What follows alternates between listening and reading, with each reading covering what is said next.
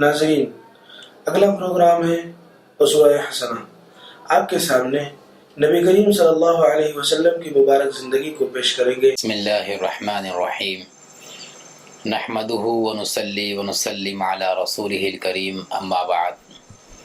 محترم بزرگوں، عزیز دوستو، رسول اللہ صلی اللہ علیہ وسلم کے حلیہ مبارکہ کا سلسلہ وار بیان چلتا رہا ہے کہ آپ صلی اللہ علیہ وسلم کے چہرہ مبارک اور آپ کے جسم مبارک کے مختلف اعضاء کے احوال جو صحابہ کرام نے بیان فرمائے ہیں اس کو بالترتیب بیان کیا جا رہا ہے۔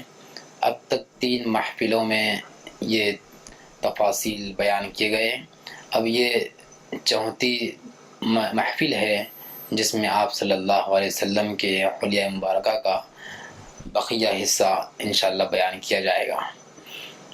رسول اللہ صلی اللہ علیہ وسلم کے ہاتھ مبارک اور انگلیاں مبارک کے بارے میں روایتوں میں جو باتیں آئی ہیں وہ انشاءاللہ شمائل ترمذی کی روشنی میں عرض کیا جا رہا ہے کہ رسول اللہ صلی اللہ علیہ وسلم کے جو ہاتھ کے یہ جو کلائیاں تھیں، یہ کلائیاں دراز تھیں اور ان پر کچھ بال تھے، اور ہتھیلیاں فراخ، چوڑے، کشادہ اور پرگوشت اور نرم و ملائم تھی، اور انگلیاں تناسب کے ساتھ لمبے تھے، بہت زیادہ لمبے بھی نہیں، بہت زیادہ چھوٹے بھی نہیں، بلکہ اعتدال کے ساتھ انگلیاں آپ کے لمبے تھے۔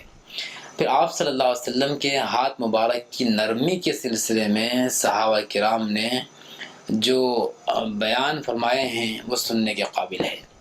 فرمایا کہ حضرت مستور بن شداد رضی اللہ تعالیٰ عنہ سے روایت ہے، وہ کہتے ہیں کہ میں رسول اللہ صلی اللہ علیہ وسلم، ان کے والد کہتے ہیں کہ میں رسول اللہ صلی اللہ علیہ وسلم کے پاس پہنچا اور میں نے آپ سے مصافحہ کیا تو آپ کا دست مبارک ریشم سے زیادہ نرم اور برف سے زیادہ سرد تھا۔ ماشاءاللہ، اتنا نرم و ملائم اور اتنا ٹھنڈا آپ کا دست مبارک تھا۔ یہ طبرانی کے اندر اس روایت کو بیان کیا گیا ہے۔ حضرت انس رضی اللہ تعالیٰ عنہ بھی آپ کے دست مبارک کے بارے میں بیان فرماتے ہیں کہ میں رسول اللہ صلی اللہ علیہ وسلم کے دست مبارک سے زیادہ، آپ کے ہاتھ مبارک سے زیادہ نرم حریر و دیباج کو بھی نہیں پایا۔ حریر ریشم کو کہتے ہیں، اس سے بھی زیادہ نرم آپ کا دست مبارک تھا۔ صحیح بخاری کے اندر روایت انس بن مالک رضی اللہ عنہ سے مروی ہے۔ حالانکہ حریر ریشمی کپڑوں میں سب سے زیادہ نرم ہوتا ہے، حریر ریشمی کپڑوں میں سب سے زیادہ نرم ہوتا ہے، مگر آپ صلی اللہ علیہ وسلم کا ہاتھ مبارک اس سے بھی زیادہ نرم تھا۔ ایک مرتبہ رسول اللہ صلی اللہ علیہ وسلم نے جابر رضی اللہ عنہ کے رخسار پر اپنا دست مبارک پھیرا، جابر کے رخسار پر اپنا دست مبارک پھیرا تو جابر کو ایسی ٹھنڈک محسوس ہوئی، حضرت جابر کو ایسی ٹھنڈک محسوس ہوئی اور خوشبو محسوس ہوئی جیسے آپ صلی اللہ علیہ وسلم نے ابھی عطر کی ڈبیا سے، عطر کی شیشی سے اپنا ہاتھ نکالا ہو، ایسا محسوس ہوا۔ مسلم ثانی صفحہ نمبر 256 کے اندر روایت موجود ہے۔ حضرت جابر کہتے ہیں کہ آپ کا دست مبارک جب میرے رخسار پر آیا تو مجھے ایسا معلوم ہوا کہ جیسا کہ ابھی آپ کوئی ایک عطر کی شیشی میں اپنا دست مبارک ڈال کے باہر نکالے ہوں، ایسی خوشبو آپ کے ہاتھ مبارک کے اندر ہوتی تھی۔ حضرت وائل بن حجر رضی اللہ تعالیٰ عنہ فرماتے ہیں کہ رسول اللہ صلی اللہ علیہ وسلم سے جب بھی میں مصافحہ کرتا تھا تو آپ سے مس ہونے کی وجہ سے، آپ سے میرا ہاتھ ملنے کی وجہ سے میرے ہاتھ میں ایسی خوشبو پیدا ہو جاتی تھی کہ میں دن بھر اس خوشبو کو سونگھتے رہتا تھا، اور وہ جو خوشبو آتی تھی میرے ہاتھ میں، آپ کے ہاتھ میں ہاتھ دینے سے اور مس کرنے سے جو خوشبو آتی تھی وہ خوشبو مشک کے نافہ سے بھی بہتر خوشبو ہوتی تھی۔ ان تمام روایات و واقعات سے یہ بات معلوم ہوئی کہ نبی کریم صلی اللہ علیہ وسلم کا دست مبارک، آپ کا ہاتھ ہمیشہ معطر اور ٹھنڈا رہتا تھا۔ لیکن ٹھنڈک سے وہ ٹھنڈک مراد نہیں ہے جو مزاج اور طبیعت کی برودت اور خشکی کی وجہ سے ہوتی ہے اور سرد پسینہ آنے لگتا ہے، وہ مراد نہیں ہے۔ اور اس کے چھونے کو لوگ ناپسند کرتے ہیں، ایسا نہیں ہے، بلکہ آپ صلی اللہ علیہ وسلم کا یہ سرد اور ٹھنڈک پن اعتدال مزاج اور حرارت کا غلبہ نہ ہونے کی وجہ سے تھا، اور آپ صلی اللہ علیہ وسلم کے ہاتھ مبارک کو چھونے سے راحت اور سکون محسوس ہوتا تھا، کراہت محسوس نہیں ہوتی تھی۔ یہ بات مدارج النبوہ جلد نمبر 1 صفحہ نمبر 39 اور 40 کے اندر بیان کیا گیا ہے۔ غرض ہے کہ یہ بات معلوم ہوئی ان تمام تفاصیل سے کہ آپ کا دست مبارک حریر سے بھی زیادہ، ریشم سے بھی زیادہ نرم و نازک تھا اور ٹھنڈا تھا۔ اب آئیے ہمارے پیغمبر صلی اللہ علیہ وسلم کی داڑھی مبارک کے بارے میں۔ آپ صلی اللہ علیہ وسلم کی داڑھی مبارک گھنی تھی۔ گھنی کا مطلب یہ ہوتا ہے کہ زیادہ بال، ایک ہوتی ہے پتلی داڑھی اور ایک ہوتی ہے گھنی داڑھی۔ گھنی داڑھی سے مراد وہ ہے جس میں بال زیادہ ہوتے ہیں، بال بھر کے ہوتے ہیں، اور آپ صلی اللہ علیہ وسلم کی داڑھی مبارک بھی گھنی تھی، بال اس میں آپ کی داڑھی مبارک میں بہت زیادہ تھے۔ اور ہمارے نبی صلی اللہ علیہ وسلم اپنی داڑھی مبارک میں تیل لگایا کرتے تھے اور اکثر اس میں کنگھا بھی کیا کرتے تھے، اور اس کو اچھے انداز سے رکھنے کا اہتمام فرماتے تھے۔ اور یہ حکم بھی ہے کہ جو انسان اپنے زلفوں کو چھوڑتے ہیں اور داڑھی بڑھاتے ہیں، اور بڑھانا چاہیے داڑھی، تو یہ ان کو چاہیے کہ اس کا اہتمام بھی کرے، اس کو سیدھا رکھنے کا اور اس میں کنگھا کرنے کا، بال کو سیدھا رکھنے کا۔ تو آپ صلی اللہ علیہ وسلم کے داڑھی مبارک میں کنگھا کرنے کی بھی تفصیل آئی ہے روایتوں کے اندر، اور آپ اپنے داڑھی مبارک کو اچھے انداز سے رکھتے تھے۔ شفائے قاضی عیاض میں یہ بات لکھی ہوئی ہے کہ اللحیۃ یملأ صدرہ، کہ آپ صلی اللہ علیہ وسلم کی داڑھی مبارک کے بال اتنے زیادہ تھے کہ جس سے آپ کا سینہ مبارک ڈھک جاتا تھا، آپ کا سینہ مبارک ڈھک جاتا تھا، اتنے آپ کے بال تھے۔ اور آپ صلی اللہ علیہ وسلم کی داڑھی مبارک کی لمبائی کے سلسلے میں وظائف النبی صلی اللہ علیہ وسلم میں یہ بات لکھی ہوئی ہے کہ آپ کی داڑھی مبارک 4 انگل تھی، اس سے کم نہیں ہوتی تھی۔ علماء نے کہا ہے کہ اس کی اسناد صحیح نہیں ہے، بہرحال مدارج النبوہ کے اندر اس بات کو لکھا ہوا ہے۔ اور یہ بات بھی سمجھنا چاہیے کہ داڑھی کا لمبا رکھنا آدمی کے اندر نکھار اور حسن کو پیدا کرتا ہے، اور خاص طور سے جس کی داڑھی گھنی ہوتی ہے، اس میں بال زیادہ ہوتے ہیں، تو بہت اچھا معلوم ہوتا ہے۔ اور آپ صلی اللہ علیہ وسلم بھی اپنی داڑھی مبارک کو ٹھوڈی کے نیچے کر کے گرا نہیں لگاتے تھے، بلکہ اچھے انداز سے کنگھی کر کے اس کو ظاہر کرتے تھے۔ اور جو لوگ اپنی داڑھی میں گرہ لگاتے ہیں، گانٹھی ڈالتے ہیں، گرہ لگاتے ہیں، اس کو جو ہے باندھتے ہیں، مختلف انداز سے لوگ کرتے ہیں، تو داڑھی پر گرہ لگانے کو آپ صلی اللہ علیہ وسلم نے منع فرمایا ہے۔ جو لوگ داڑھی کو اندر دبا کے رکھتے ہیں، اس میں گرہ لگاتے ہیں، اس سے آپ نے منع فرمایا ہے۔ چنانچہ ایک روایت میں ہے نبی کریم صلی اللہ علیہ وسلم نے فرمایا ایسے لوگوں کے بارے میں جو اپنی داڑھی کے اندر گرہ لگاتے ہیں اور اس کو اندر دبا کے رکھتے ہیں، ان کے بارے میں فرمایا کہ فَإِنَّ مُحَمَّدًا بَرِيءٌ مِّنْهُ، کہ محمد صلی اللہ علیہ وسلم ایسے لوگوں سے بری ہے جو اپنے داڑھی کے اندر گرہ لگاتے ہیں اور اندر دبائے رکھتے ہیں، ان کا مجھ سے کوئی تعلق نہیں ہے۔ ایسے لوگ جو اپنی داڑھی کے بارے میں یہ معاملہ کرتے ہیں۔ نسائی کے اندر یہ روایت موجود ہے، صفحہ نمبر 277 کے اندر یہ بات موجود ہے۔ لہذا تمام مسلمان بھائیوں کو چاہیے کہ اپنے داڑھی کو سنت طریقے کے مطابق رکھیں اور اس میں کنگھی کیا کریں اور اس کو تھوڑی کے نیچے دبانے کی کوشش نہ کریں۔ اگر ہم چاہتے ہیں کہ ہمارا چہرہ نبی کریم صلی اللہ علیہ وسلم کے چہرے کی طرح ہو، ہم عاشقان رسول ہیں، عاشقان رسول کو تو یہ چاہیے کہ جو آدمی جس سے عشق کرتا ہے، محبت کرتا ہے، اس کے مرضی کے مطابق اپنے آپ کو ڈھالنے کی کوشش کیا کرتا ہے۔ دوستو، ہم سب عاشق رسول ہے، محبان رسول ہے، ہم کو بھی چاہیے کہ اپنے چہروں کو نبی کے چہرے کے مطابق کر لیں، اپنے چہروں کو نبی کے چہرے کے مطابق کر لیں۔ آپ صلی اللہ علیہ وسلم کا چہرہ مبارک داڑھی والا تھا، داڑھی کے بال آپ رکھتے تھے، لہذا ہم سب کو بھی چاہیے کہ داڑھی رکھنے کا اہتمام کریں۔ داڑھی کی شرعی مقدار کیا ہے، یہ بات تو درس فقہ کے اندر آئے گی، یہ ہمارے عنوان سے متعلق نہیں ہے، یہ تو عنوان حلیہ مبارک کا چل رہا ہے، لیکن چونکہ بات آئی ہے داڑھی کی تو ضمناً عرض کرنا مناسب سمجھتا ہوں کہ داڑھی کہاں تک رکھے۔ اس کے بارے میں احناف کی رائے یہ ہے کہ ایک مشت سے کم نہ ہو، ایک مشت سے کم نہ ہو، اس سے بڑھے ہوئے بال کو کاٹ سکتے ہیں، جیسا کہ عبداللہ بن عمر رضی اللہ تعالی عنہ کی روایت سے معلوم ہوتا ہے کہ کان ابن عمر رضی اللہ تعالی عنہما اذا حج او اعتمر قبض على لحیته فما فضل اخذه، کہ عبداللہ بن عمر رضی اللہ تعالی عنہ جب حج یا عمرہ کرتے تو اپنے داڑھی مبارک کو مٹھی میں لیتے اور اس سے بڑے ہوئے بالوں کو کاٹ دیتے۔ اس روایت سے معلوم ہوتا ہے کہ داڑھی اگر ایک مٹھی سے بڑھ جائے تو اس کو کاٹ سکتے ہیں، لیکن عبداللہ بن عمر رضی اللہ تعالیٰ عنہ ہی کی دوسری روایت کے اندر یہ بات لکھی ہوئی ہے کہ داڑھی کو اپنے حال پر چھوڑ دیا جائے۔ عن ابن عمر قال قال رسول اللہ صلی اللہ علیہ وسلم انحکوا الشوارب واعفوا اللحى، یعنی آپ نے فرمایا کہ وہ لبوں کو تراشنے میں مبالغہ کرو اور داڑھی کو اپنے حال میں چھوڑ دو، اسے مت چھیڑو۔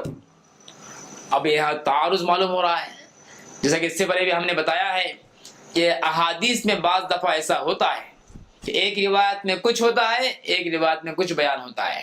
تو یہاں عبداللہ بن عمر کی روایت سے، پہلی روایت سے معلوم ہوا کہ داڑھی اگر بڑھ جائے تو اس کو کاٹ سکتے ہیں ایک مٹھی سے زیادہ، اور یہاں بتا رہے ہیں کہ نبی کریم صلی اللہ علیہ وسلم کا فرمان، اور عبداللہ بن عمر ہی نے سو جو ہے روایت کیا ہے کہ آپ نے فرمایا کہ داڑھی کو اس کے حال پر چھوڑ دیا جائے۔ تو علماء نے اس سلسلے میں تطبیق دیتے ہوئے فرمایا کہ عبداللہ بن عمر کا فعل، یعنی کہ داڑھی کا ایک مجھ سے زائد حصے کا کترنا حج و عمرے کے ساتھ میں خاص تھا، اور آپ کا جو ارشاد ہے وہ عام حالات میں ہے۔ اس سلسلے میں علماء کرام کی عادت مختلف رہی ہے، لہذا بعض حضرت علی رضی اللہ تعالیٰ عنہ کی داڑھی ان کے سینے کو ڈھانپ لیتی تھی، اتنی لمبی داڑھی تھی، اور حضرت عمر اور حضرت عثمان رضی اللہ عنہما کے بارے میں آتا ہے، نیز پیران پیر سیدنا شیخ عبد القادر جیلانی رحمۃ اللہ علیہ کے بارے میں کہ حلیہ میں بھی لکھا ہوا ہے کہ آپ کی داڑھی مبارک بھی طویل اور عریض تھی۔ لمبی داڑھی رکھنا نبی کی بھی سنت، ہمارے پیغمبر کی سنت، بلکہ ہمارے ہی پیغمبر نہیں، جتنے پہلے پیغمبر گزرے ہیں ان کی سیرت میں بھی لکھا ہوا ہے کہ ان کی بھی داڑھی تھی، وہ بھی داڑھی رکھا کرتے تھے۔ لہذا انبیاء کرام کی سنت ہے داڑھی کا رکھنا، اور صحابہ کرام کی سنت ہے داڑھی کا رکھنا، اور اولیاء کرام کی بھی سنت ہے۔ اولیاء کے بڑے بڑے ولی اور بڑے پیران پیر شیخ عبد القادر جیلانی رحمۃ اللہ علیہ کے حلیے میں بھی لکھا ہوا ہے کہ آپ کی داڑھی مبارک طویل تھی۔ لہذا تمام مسلمانوں کو چاہیے کہ سنت طریقے کے مطابق اپنی داڑھی رکھنے کا اہتمام کریں۔ اب آئیے، یہ تو تفصیل تھی داڑھی کے بارے میں کہ ہمارے پیغمبر کی داڑھی کیسے تھی اور اس کے بارے میں آپ نے کیا ارشاد فرمایا ہے، تفصیل آپ نے سن لیا ہے۔ اب آئیے لبہائے مبارکہ کے بارے میں۔ لبہائے مبارکہ کہتے ہیں یہ مونچھوں کے بارے میں، مونچھ کے بارے میں۔ ہمارے نبی صلی اللہ علیہ وسلم اپنے مونچھوں کو ترشواتے تھے، داڑھی کو بڑھاتے تھے اور مونچھ کو ترشواتے تھے، اور آپ نے یہ حکم فرمایا ہے مشرکوں اور مجوسیوں کی مخالفت کرو، اپنی داڑھیوں کو بڑھاؤ اور لبوں کے کم کرنے میں اور ترشوانے میں مبالغہ کرو۔ بخاری اور مسلم دونوں کے اندر روایت موجود ہے۔ مشرکین ایسا نہیں کرتے تھے، اس کا الٹا کیا کرتے تھے، تو آپ نے فرمایا کہ تم کیا کرو، داڑھی کو بڑھاؤ اور مونچھ کو کٹاؤ۔ مسلمانوں کو بھی چاہیے، امت محمدی کو بھی چاہیے، ہم سب کو چاہیے کہ مونچھوں کو ترشوائیں، بالکل اس طرح نہ لگائیں، اس طرح ترشوائیں کہ اطراف لب ظاہر ہوں اور ابرو کی مقدار میں چھوڑ دیے جائیں۔ یہ تفصیل بیان کی گئی ہے۔ البتہ کوئی غازی ہے، جنگ کرنے والا، یہ شخص غازی اس سے مستثنا ہے، انہیں مستحب یہ ہے کہ لبوں کو لمبا رکھے تاکہ دشمنوں کی نظر میں رعب پیدا ہو جائے، ڈر پیدا ہو جائے، دبدبا پیدا ہو جائے۔ لیکن لبوں کو، مونچھوں کو اتنا لمبا رکھنا کہ وہ منہ کے اندر چلے جائیں یا پانی پیتے وقت میں پانی کے اندر وہ بال ڈوب جائیں، اس سے منع ہے۔ اب آئیے چہرہ مبارک کے بارے میں۔ ہمارے نبی صلی اللہ علیہ وسلم کا چہرہ مبارک اور آپ کے حسن مبارک کے بارے میں یہ عنوان کو بہت ہی تفصیل کے ساتھ اور غور کے ساتھ سننا چاہیے۔ آپ صلی اللہ علیہ وسلم کا چہرہ مبارک نہ بالکل گول تھا نہ لمبا تھا، بلکہ معتدل اور تھوڑی سی گولائی لیا ہوا تھا۔ آپ کا چہرہ مبارک نہ بالکل لمبا تھا نہ بالکل گول تھا، بلکہ معتدل تھا اور تھوڑی سی گولائی لیا ہوا تھا۔ شمائل ترمذی اور قصائل کے اندر یہی بات لکھی ہوئی ہے۔ اور آپ کے چہرہ مبارک پر جو حسن و جمال تھا، جو خوبصورتی تھی، اللہ اکبر اللہ اکبر، صحابہ کرام نے اس کو مختلف پیرائے میں اور مختلف انداز سے بیان فرمایا ہے۔ علامہ قرطبی رحمۃ اللہ علیہ فرماتے ہیں کہ اگر آپ صلی اللہ علیہ وسلم کا پورا حسن و جمال ظاہر کیا جاتا تو انسان کی آنکھیں اس کا تحمل نہیں کر سکتی تھی۔ الانوار المحمدیہ صفحہ نمبر 194 میں یہ بات لکھی ہوئی ہے۔ میں کہ آپ کے حسن مبارک کو اگر مکمل ظاہر کیا جاتا تو انسان کی آنکھ میں طاقت نہیں تھی کہ اس کو برداشت کر سکے۔ البتہ صحابہ کرام نے آپ صلی اللہ علیہ وسلم کے حسن مبارک کو جتنا دیکھے ہیں اور جتنا انہوں نے ادراک کیا ہے، جتنا انہوں نے محسوس کیا ہے، اس کو اپنے الفاظ میں بیان کیے ہیں، ورنہ آپ کا حسن ظاہری کو، آپ کے حسن حقیقی کو کوئی انسان بیان نہیں کر سکتا۔ ایسا آپ کا حسن جمال۔ حضرت انس رضی اللہ تعالیٰ عنہ فرما رہے ہیں کہ آپ صلی اللہ علیہ وسلم سفید رنگ کے تھے۔ حضرت انس فرماتے ہیں کہ آپ سفید رنگ کے تھے، لیکن ایسی سفیدی نہیں جو چونے میں ہوتی ہے، اور نہ ایسا گندمی رنگ تھا آپ کا کہ جس میں کالے پن کی جھلک ہوتی ہے، بلکہ آپ صلی اللہ علیہ وسلم کا رنگ سفید ہونے کے ساتھ ساتھ انتہائی چمکدار بھی تھا، اور اس میں کسی قدر گندمی رنگ شامل تھا، جس کی وجہ سے آپ صلی اللہ علیہ وسلم کے حسن و جمال میں، آپ کی بیوٹی اور آپ کی خوبصورتی کے اندر اضافہ ہو گیا۔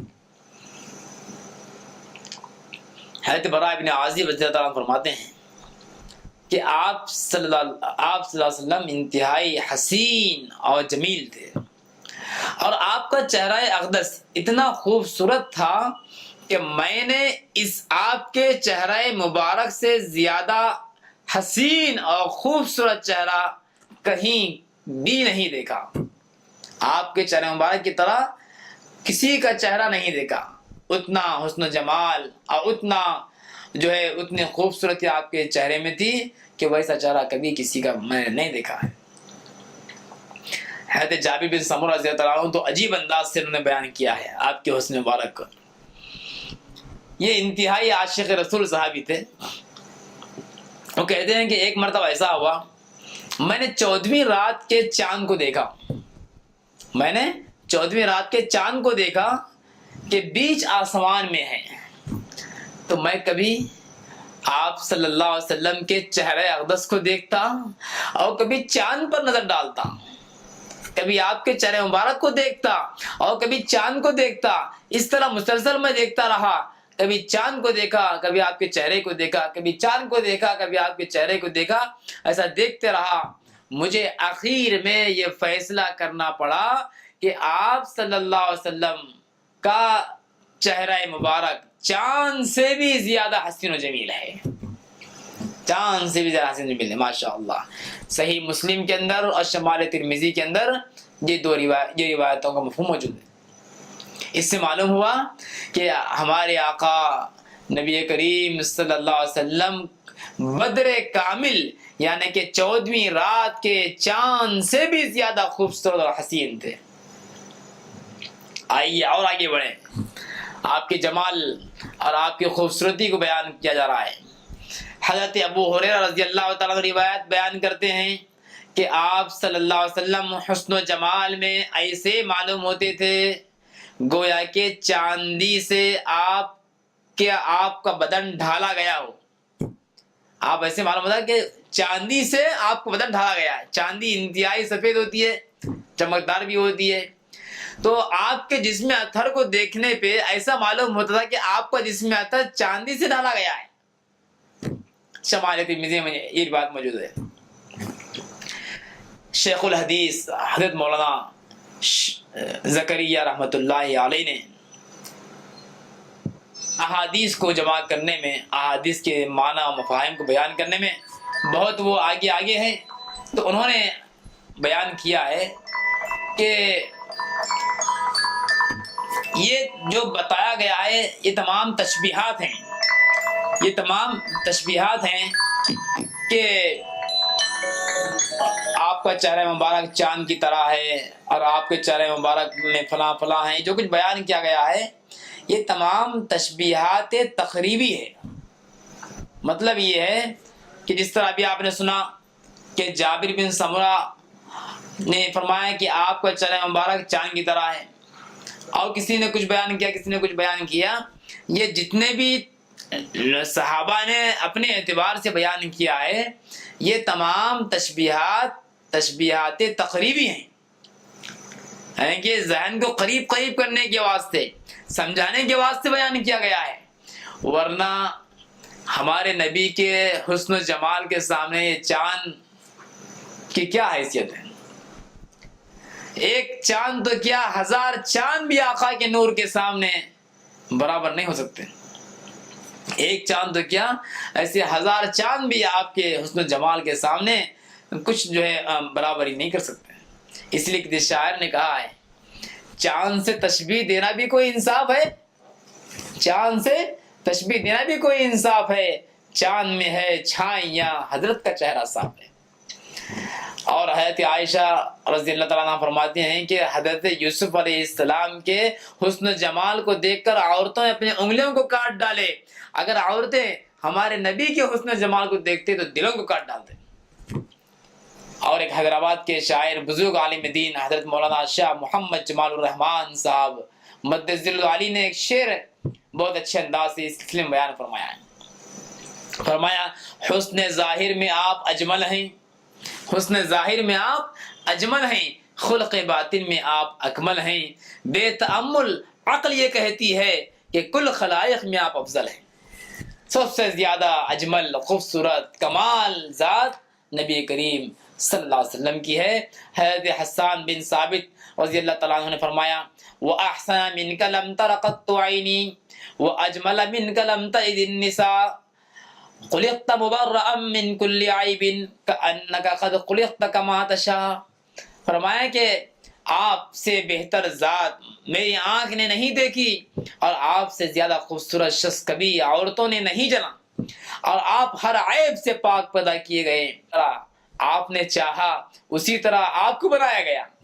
بعض سیرت نگاروں نے بیان کیا ہے کہ آپ کے چہرے اقدس کو چاند سے تشبیہ دینے میں حکمت یہ ہے کہ چاند کے نور سے آنکھوں کو ٹھنڈک اور راحت اور فرحت ملتی ہے اور اس کے مشاہدے سے دل کو لذت ملتی ہے. اسی طرح آپ کو دیکھنا بھی دل کو راحت اور فرحت کا سبب ہے. دوستو یہ تھی آپ کے حسن جمال کی تفصیل. انشاءاللہ مزید اور آپ کے حلیہ مبارک کو ترتیب سے بعد میں بیان کیا جائے گا.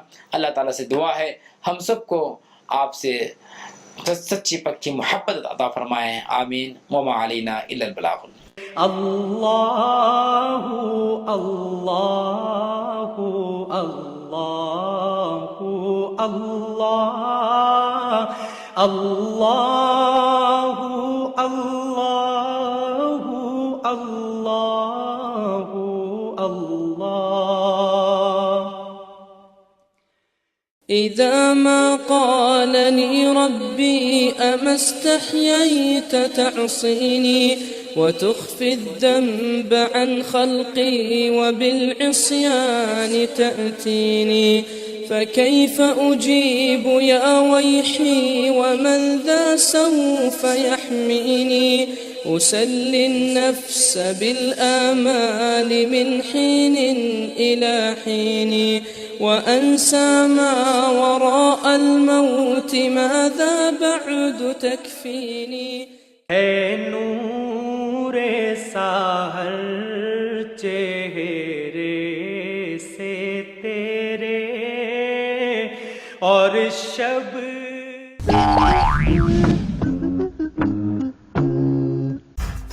آپا تم نے سنا سب فلور میں کس طرح میوزک بجا رہے ہیں ان لوگ؟ ہاں اسے جانے دو، پہلے یہ بتاؤ تم نے سیڑھی اترتے وقت کیا پڑھا؟ گھر سے نکلنے کے وقت میں نے بسم اللہ کہا تھا۔ ہاں وہ تو ہر کام کے شروع میں کہنا ہی چاہیے، لیکن سیڑھیوں سے یا اونچائی سے اترتے وقت کیا پڑھتے ہیں؟ بسم اللہ بسم اللہ بسم اللہ، یہی نا؟ نہیں عبد الباری، سبحان اللہ کہتے ہوئے اترنا چاہیے۔ تو کیا اسکول میں بھی سیڑھی اترتے وقت ایسا کہنا ہوگا؟ ہاں، ہمیشہ جب کبھی ہم اونچائی سے نیچے کی طرف آتے ہیں تب اللہ کی شان بیان کرتے ہوئے سبحان اللہ کہنا چاہیے۔ ٹھیک ہے، فرسٹ فلور باقی ہے۔ سبحان اللہ سبحان اللہ سبحان اللہ، تم کیوں نہیں کہتی آپا؟ ہاں میں بھی پڑھ رہی ہوں، لیکن دھیرے سے من میں، اسے زور سے کہنا ضروری نہیں۔ مجھے بھی پتا تھا کہ اسے من میں بھی پڑھ سکتے ہیں، تم بھی کہنے لگی میں زور زور سے پڑھوں۔ تم بھی نا عبد الباری۔ چلو آتے وقت ذرا بتانا سیڑھی چڑھنے کی دعا کیا ہے؟ ہاں ہاں دیکھ لینا مجھے آتا ہے کیا نہیں۔ رمضان أقبل يا أولي الألباب فاستقبلوه بعد طول غياب عام مضى من عمرنا في غفلة فتنبهوا فالعمر ضل سحاب وتهيئوا لتصبر ومشقة فأجور من صبروا بغير حساب الله يجزي الصائمين لأنهم من أجله سخروا بكل صعاب لا يدخل الريان إلا صائم أكرم بباب الصوم في الأبواب اللہ اللہ اللہ اللہ اللہ اللہ اللہ۔ مغفرت کا مہینہ ہماری نگاہوں کے سامنے ہے، آئیے اللہ تعالیٰ سے ہم اپنے گناہوں کی معافی مانگیں اور سچے دل سے توبہ کریں۔ عین ممکن ہے کہ اس سال کا یہ ماہ مبارک ہمیں ہمارے گناہوں کی گندگی سے محفوظ کر دے۔ اللہ اللہ اللہ اللہ اللہ اللہ اللہ اللہ۔ کنز الکرم مولا النعم هادي الأمم لشريعته